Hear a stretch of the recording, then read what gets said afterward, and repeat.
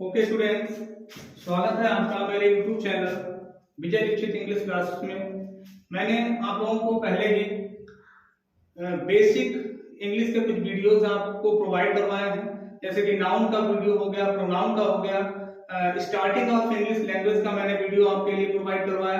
आपको बहुत ज्यादा हेल्प मिली होगी इंग्लिश के सीखने में। इंग्लिश कहाँ से स्टार्ट हुई, कहाँ से इंग्लिश की शुरुआत होती है, वो सीखने में आप लोगों को बहुत ज्यादा हेल्प मिली होगी। उसके बाद मैंने नाउन को बिल्कुल बेसिक से पढ़ाया है, प्रोनाउन को बिल्कुल बेसिक से पढ़ाया, वर्ब भी बेसिक से ही पढ़ाया है। मैंने पार्ट्स ऑफ स्पीच की शुरुआत नाउन, प्रोनाउन और वर्ब से की। उसके बाद अभी वर्ब खत्म नहीं हुई, ये पार्ट सेकेंड है वर्ब का जो आज मैं स्टार्ट करूंगा। अभी लिखने वाला भी काम करूंगा, पहले हम कुछ ऐसे ही समझेंगे हम सभी लोग। बात ये आती है वर्ब में, मैंने पहले तो नाउन सीख लिया, प्रोनाउन को सीख लिया, वर्ब को भी मैंने बेसिक सीखा।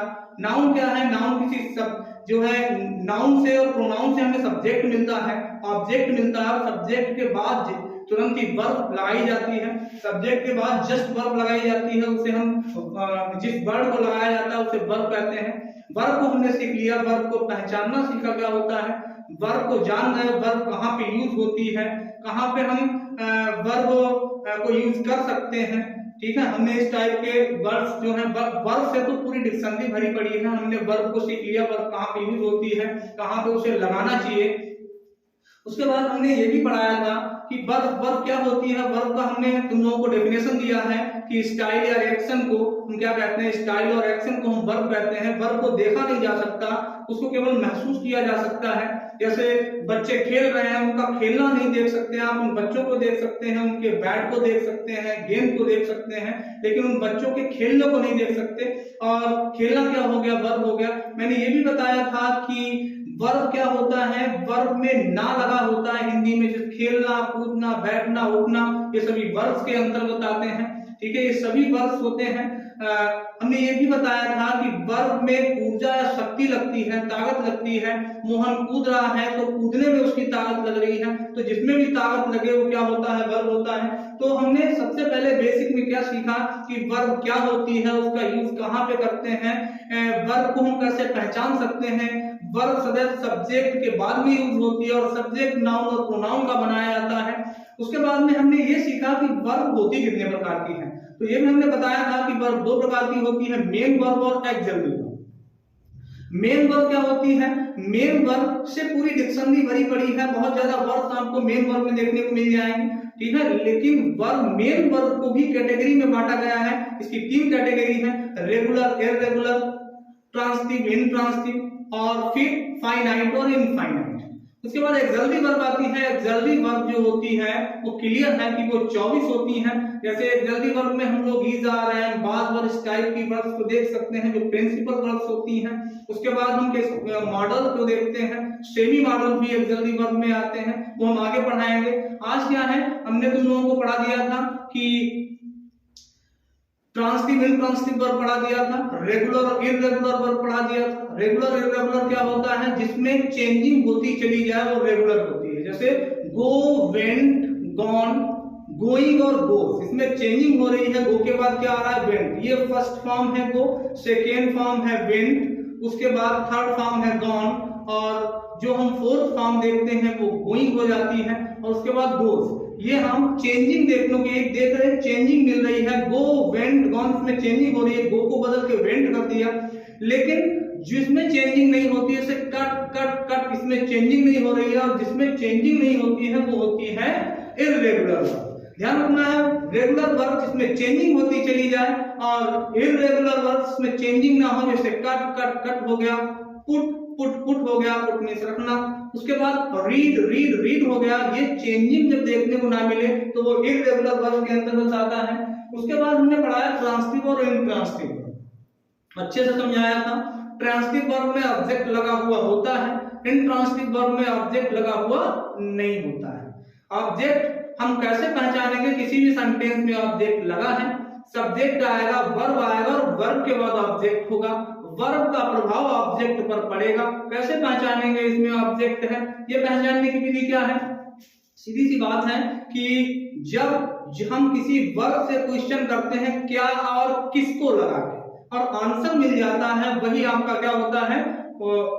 ऑब्जेक्ट होता है। जैसे मैंने पत्र लिखा, तो मैंने क्या लिखा? पत्र लिखा।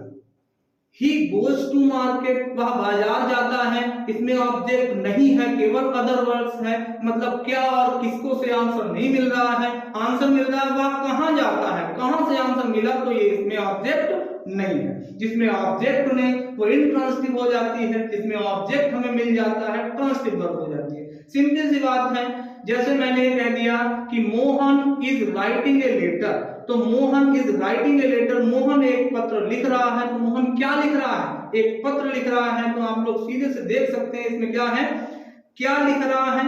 पत्र लिख रहा है, तो एक पत्र इसका ऑब्जेक्ट हो गया।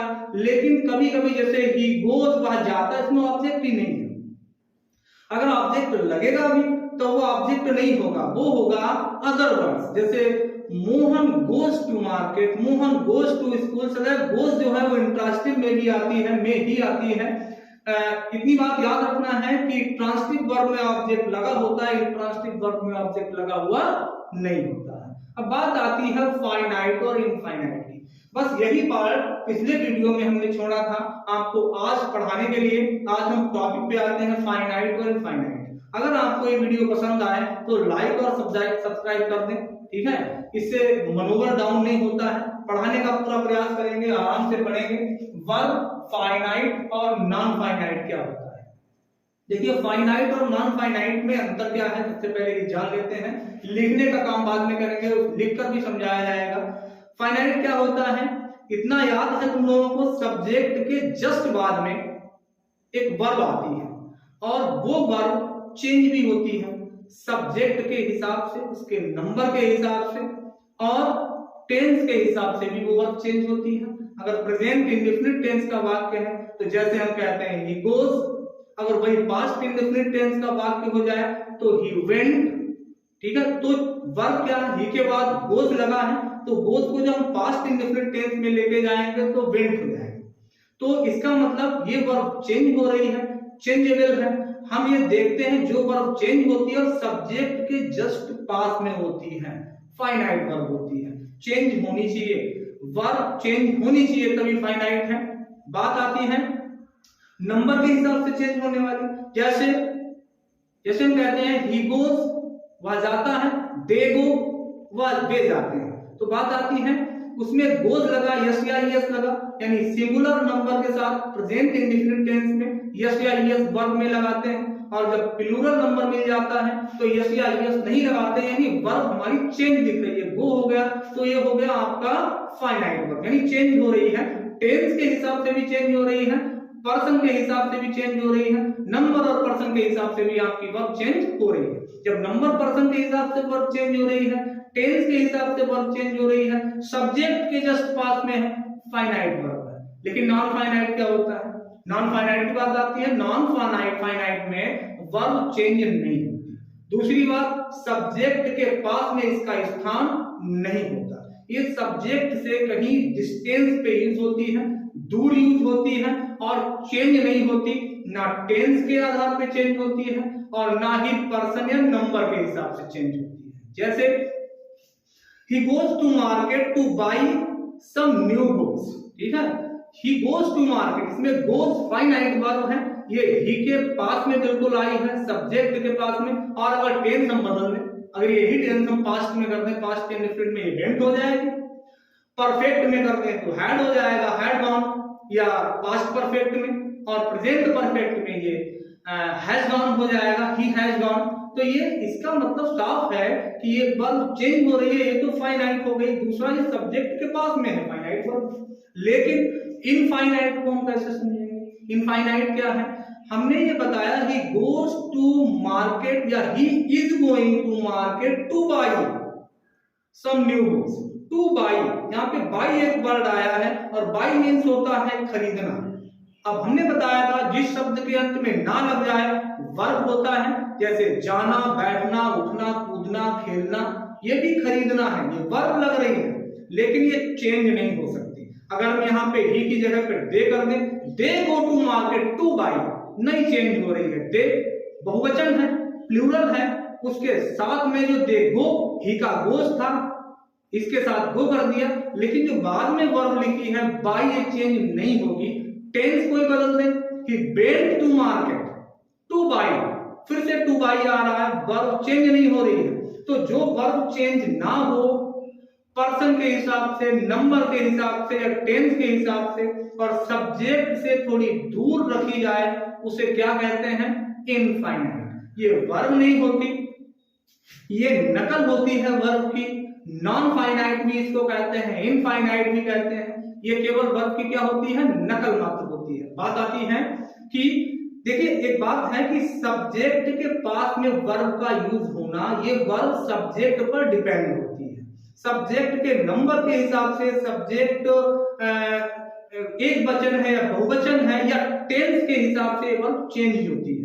ये जरूर चेंज होती है। अगर वर्ब आपको अच्छी तरह से मालूम है तो आप सेंटेंस में कोई भी गलती नहीं कर सकते। आप सेंटेंस या कोई भी मतलब टेंस बराबर वर्ब, टेंस वर्ब होता है, आपको वर्ब अच्छी तरह से पता है। केवल एक वर्ब भी ऐसी चीज होती है जो टेंस में चेंज होती है, बाकी सब वही होती है। जैसे वह बाजार जाता है, वह बाजार जाता था, तो ही गो टू मार्केट, वह बाजार जाता है, goes to market, sorry he goes to market, वह बाजार जाता है, और वह बाजार जाता था, ही वेंट टू मार्केट। तो मार्केट भी वही है, टू भी वही है, ही भी वही है, लेकिन चेंज क्या हुआ दोनों टेंस में? केवल गो का वेंट हो गया। तो केवल टेंस में वर्ब चेंज होती है, कोई भी वर्ड अदर चेंज नहीं होता। अगर आपको वर्ब अच्छी तरह से आती है तो आप किसी भी तरह से कोई भी टेंस आराम से बना सकते हैं। तो वर्ब जो होती है वो सदैव किस पर डिपेंड होती है? सब्जेक्ट पर। अब जब वर्ब सब्जेक्ट पर डिपेंड होती है, सब्जेक्ट के हिसाब से बदलती है, याद रखना वही है फाइनाइट वर्ब। आप कैसे थोड़ा हिसाब से समझते हैं। जैसे किसी का बेटा है, वो अगर अपने पिता के पास रहकर पढ़ाई कर रहा है तो उसके पिता की कमांड होगी उस बच्चे पे, अपने बेटे पे। वो किस हिसाब से पढ़ता है, अगर वो पास रहकर पढ़ाई कर रहा है तो किस हिसाब से पढ़ता है, क्या शैतानियां करता है, सब कुछ उसके पिता को पता होगा। और उस लड़के को अपने पिता के हिसाब से चेंज भी होना पड़ेगा। लेकिन लड़का अगर कहीं दूर रहकर पढ़ रहा है, किसी अलग जगह पर पढ़ रहा है और पिता से दूर है, तो लड़का अपने हिसाब से काम करेगा।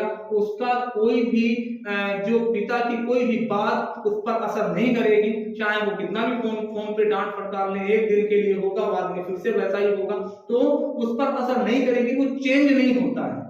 तो जो सब्जेक्ट के पास में वर्ब होती है वो चेंज होती है, जो सब्जेक्ट के दूर होती है वो चेंज नहीं होती। सीधी सी बात है, चेंज नहीं होती, सब्जेक्ट से दूर है, इनफाइनाइट है, नॉन फाइनाइट है, चेंज हो जाती है, सब्जेक्ट के पास में है, पर्सन के हिसाब से, नंबर के हिसाब से और टेंस के हिसाब से चेंज होती है, फाइनाइट वर्ब है। जैसे हम कुछ सेंटेंस लिखते हैं, देखिए फाइनाइट वर्ब के ही goes, he went, he has gone,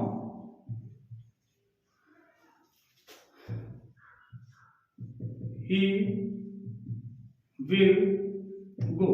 अब देखिए ये चेंज हुआ है, ये फाइनाइट वर्ब है। आपका सब्जेक्ट क्या है? ही सब्जेक्ट है, इसमें भी ही सब्जेक्ट है, इसमें भी ही सब्जेक्ट है, इसमें भी ही सब्जेक्ट है।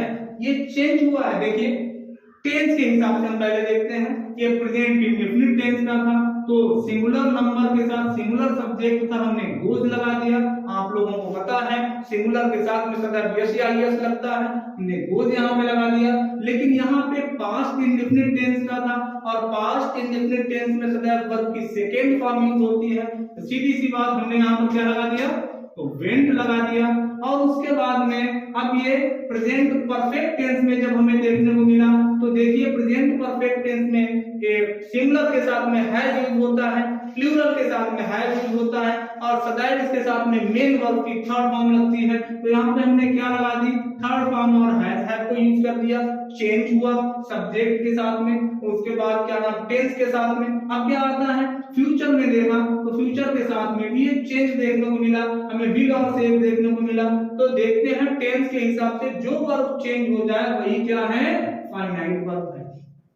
अब टेंस के हिसाब से तो चेंज हो रही है, क्या ये सब्जेक्ट के हिसाब से चेंज हो रही है? तो देखो जैसे दे गो, अब देखिए पहले ही था, ही सिंगुलर में था, लेकिन यहाँ पे गोज लगा हुआ था, अब दे प्लूरल में आ गया, यहाँ पर गो लग गया। अब पता लग गया इसका मतलब सब्जेक्ट के साथ भी चेंज हो रही है, सब्जेक्ट के साथ भी वर्ब का चेंज होना जारी है। अब देखते हैं, जैसे हम ये देखते हैं यहाँ पे इस सेंटेंस में ही विल को लिखा हुआ है, आई कर देते हैं आई शैल गो, इसमें विल लगा हुआ था, इसमें शैल लग गया, तो इसका मतलब ये वर्ब जो है वो सदैव सब्जेक्ट के हिसाब से भी चेंज हो रही है। तो मतलब इसका ये है, ये फाइनाइट वर्ब है, सब्जेक्ट के हिसाब से चेंज होना, पर्सन के हिसाब से चेंज होना, पर्सन के हिसाब से ये थर्ड पर्सन ही है, यहाँ पे दे, ये भी थर्ड पर्सन है, ये फर्स्ट पर्सन है, ये पर्सन जैसे दे लगा हुआ था, इसमें फर्स्ट पर्सन आई लगा है, शैल लग गया, इसमें विल लगा हुआ था, चेंज हो रही है। यानी पर्सन के हिसाब से, नंबर के हिसाब से देखिए, ये सिंगुलर नंबर का है, ये प्लूरल नंबर का है, इसमें गोज है, इसमें गो है, चेंज हो रहा है। यानी जो नंबर के हिसाब से, पर्सन के हिसाब से, टेंस के हिसाब से जो वर्ब चेंज हो जाए वो फाइनाइट वर्ब है। अब नॉन फाइनाइट को हम देखते हैं, जैसे हमने कह दिया I have to go, he has to go, they have to go,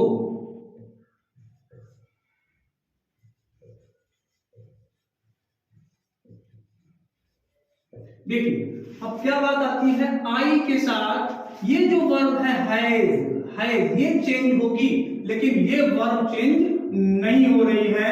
ये जो गो वर्ब, ये गो वर्ब लग रही है, वर्ब है, ये नॉन फाइनाइट वर्ब है, ये कोई भी पर्सन, कोई भी नंबर आ जाए, कोई भी टेंस आ जाए, ये बदलने वाली नहीं है, ये जैसी है वैसी ही लगी रहेगी, इसको चेंज नहीं किया जा सकता। ये चेंज हो सकती है, यहाँ पे हैव है, यहाँ पे सिंगुलर नंबर का था इसीलिए हैज कर दिया, ये फाइनाइट वर्ब है, ये फाइनाइट वर्ब है, दे हैव लगा है, ये फाइनाइट वर्ब है, सी के साथ हैड लगा है, हैड फाइनाइट वर्ब है, लेकिन गो, क्या गो किसी भी वाक्य में चेंज लग रही है? चेंज नहीं लग रही है, ये फाइनाइट वर्ब नहीं है, ये इनफाइनाइट वर्ब है। गो एक यहाँ पे कौन सी वर्ब है? इनफाइनाइट वर्ब है, जो नंबर के हिसाब से, पर्सन के हिसाब से और टेंस के अकॉर्डिंग चेंज ना हो, इनफाइनाइट या नॉन फाइनाइट वर्ब कहलाती है। जैसे एक सेंटेंस और है, एक सेंटेंस है, he goes to market to buy the books। ये सेंटेंस देख लीजिए, he goes to market to buy the books। अब देखिए he goes to market, ये सब्जेक्ट था he, उसके जस्ट बाद वर्ब आई है goes, ये चेंज होगी, जैसे ही हम टेंस बदलेंगे ये वर्ब चेंज होगी, डे के साथ ये गो हो जाएगी, नंबर भी बदला, टेंस बदलेंगे यानी जब पास्ट में होगा तो ही के साथ में ही टेंस हो जाएगी, काल बदलेगा, टेंस बदलेगा, ये फाइनाइट वर्ब है। कौन सी वर्ब है? ये फाइनाइट। लेकिन एक और वर्ब यहाँ पे देखने को मिल गई है, टू बाई। यहाँ पे जो बाई वर्ड लगा हुआ है ये भी आपका क्या है? ये भी वर्ब लग रहा है, वर्ब की नकल है, वर्ब नहीं है। यहाँ पे प्रॉब्लम है, ये चेंज नहीं होगी कोई भी। जैसे यहाँ पे they goes to market to buy the books, ही की जगह पे दे कर दोगे, बाई चेंज नहीं होगा। जैसे he went to market to buy the books, यहाँ पे अगर वेंट यानी टेंस चेंज कर दिया, वाक्य में ये वाली वर्ब चेंज होने वाली नहीं है, और ये सब्जेक्ट के पास में लगी है, सब्जेक्ट से दूर लगी है, तो इसका पता लगता है ये नॉन फाइनाइट वर्ब है, जो चेंज ना हो सके, बदल ना सके, पर्सन के हिसाब से, नंबर के हिसाब से और अकॉर्डिंग टू टेंस, वही नॉन फाइनाइट वर्ब है, बदल नहीं सकती। जो बदल जाए वो फाइनाइट वर्ब है। नॉन फाइनाइट, फाइनाइट आपको समझ में आया होंगे। अब बात करते हैं कि फाइनाइट वर्ब्स होती कौन कौन सी हैं, तो देखते हैं फाइनाइट वर्ब्स कौन सी होती हैं। Number 1 infinitive. Infinitive non finite के अंतर्गत आती है, ठीक है। इंफिनिटिव नॉन फाइनाइट के अंतर्गत वर्ब आती है, ठीक है। दूसरा क्या है? दूसरी वर्ब नॉन फाइनाइट में कौन सी आती है? दूसरी वर्ब आती है नॉन फाइनाइट में जीरंड,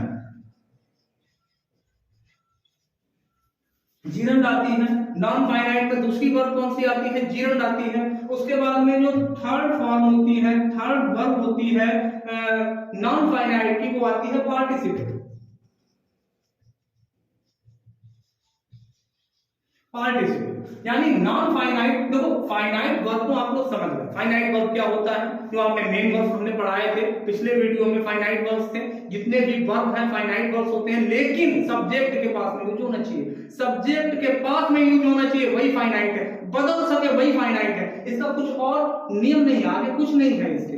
फाइनाइट वर्ब क्या है? बदल सके, टेंस के हिसाब से, पर्सन के हिसाब से, नंबर के हिसाब से फाइनाइट है, ठीक है।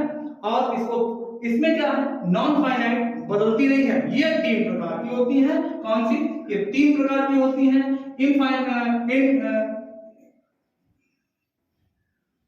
इन्फिनिटिव, जीरंड, पार्टिसिपल, ये होती है इन्फिनिटिव, जीरंड और पार्टिसिपल। बात आती है पार्टिसिपल कितने प्रकार के होते हैं? ये भी तीन प्रकार के होते हैं। पार्टिसिपल भी तीन प्रकार के होते हैं। पहला है प्रेजेंट,